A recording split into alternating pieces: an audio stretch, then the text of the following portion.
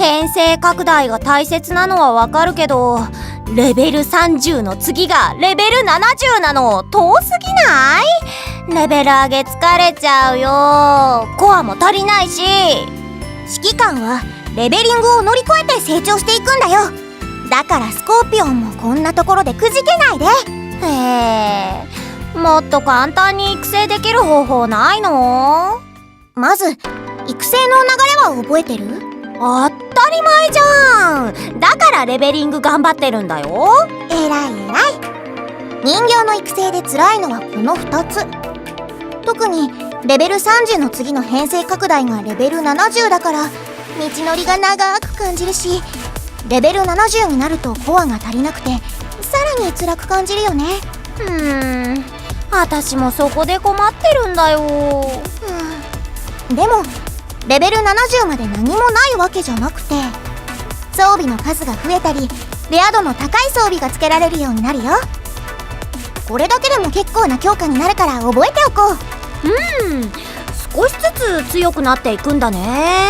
その通り。部隊の育成について説明する前に、大切なのは1部隊を集中して育てること。強い部隊を1つ作ってレベルの高いステージや後方支援も開放した後、第2部隊以降を育てていくのが効率がいいんだよ。でも他の部隊や人形も育てたくなっちゃうんだよね。1部隊だけに集中するのはあくまで効率的な方法だから、もちろん好きなように進めて大丈夫だよ。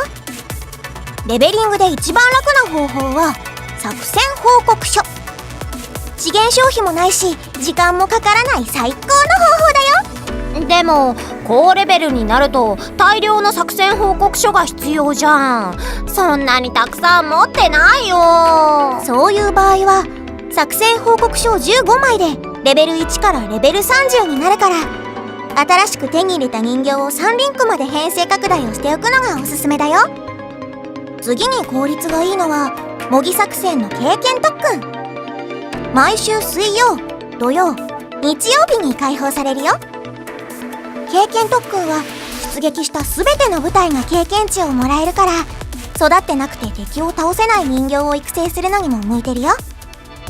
だから経験特訓上級をクリアできる部隊を早く作って、経験特訓で他の人形を育てる方が効率がいいんだよ。なるほど。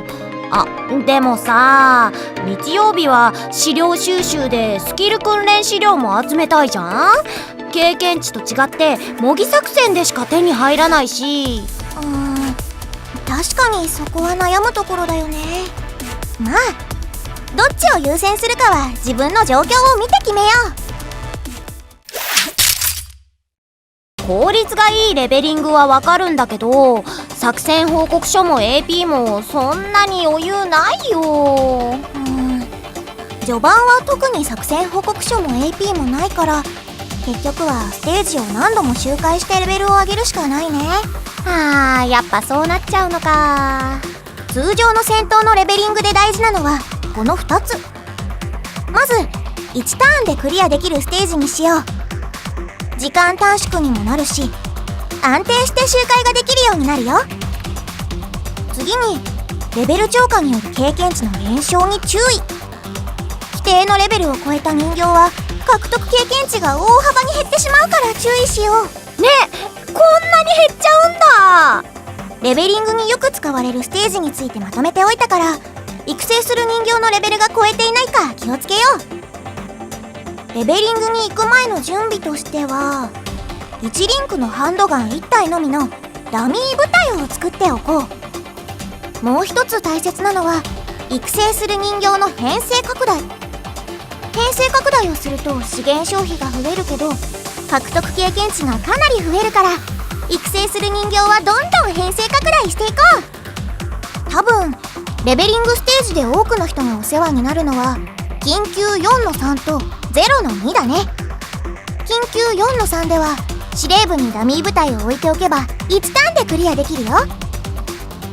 アタッカー1体だけのダミー部隊のみ補給して、毎回メイン部隊とダミー部隊のアタッカーだけ入れ替えて資源節約をしている指揮官もいるらしいよ。こんな方法があるんだ。0の2は2ターンかかるけど、敵は動かないし、レベル100になっても経験値現象がないから、ずっと使うことになるステージだよ。なるほどなるほど。指揮官たちが何千周もしてるのはそういうことなんだね。そういうこと。攻略としては榴弾スキルを使えるアサルトライフルがおすすめ。416やファル、3の3クリアでもらえる M4 ソップモッド2が榴弾スキルを持ってるよ。でも0の2って強そうだね。こっちの損害は大丈夫なの？損害を受けるたびに修復していくしかないね。最初は結構ダメージを受けちゃうけど、人形が育ってきたらかなり回避できるようになるよ。あとは M16A1 に防御も回避もできる盾になってもらって周回するっていう方法もあるよ。M16A1 ちょっとかわいそう。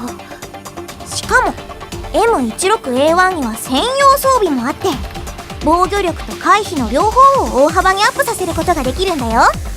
願ったり叶ったりだね。 M16 って大変だね。代用コアについて注意してほしいのは、メイン部隊以外には極力使用しないこと。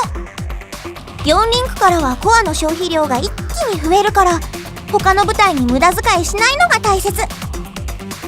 そしてもう一つ、代用コア獲得の機会を逃さないこと。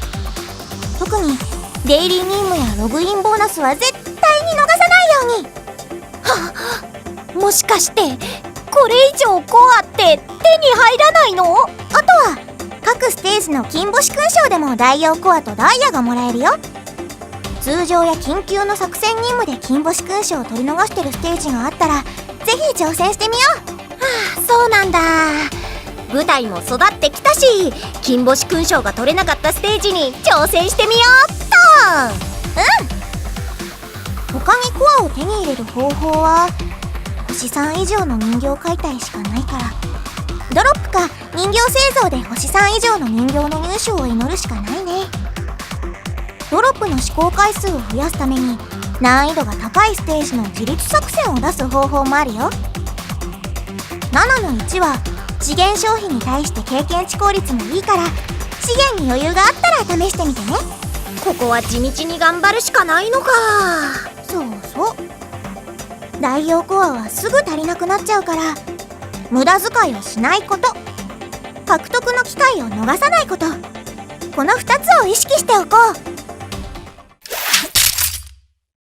う。いろいろ分かったけど、結構地道に頑張らないといけないんだね。早く1部隊だけ育てきっちゃうのが私としてはおすすめかな。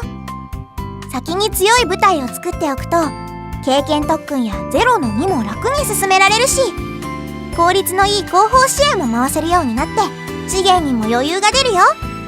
そっか。私もそろそろメインの部隊を固めた方がいいのかな。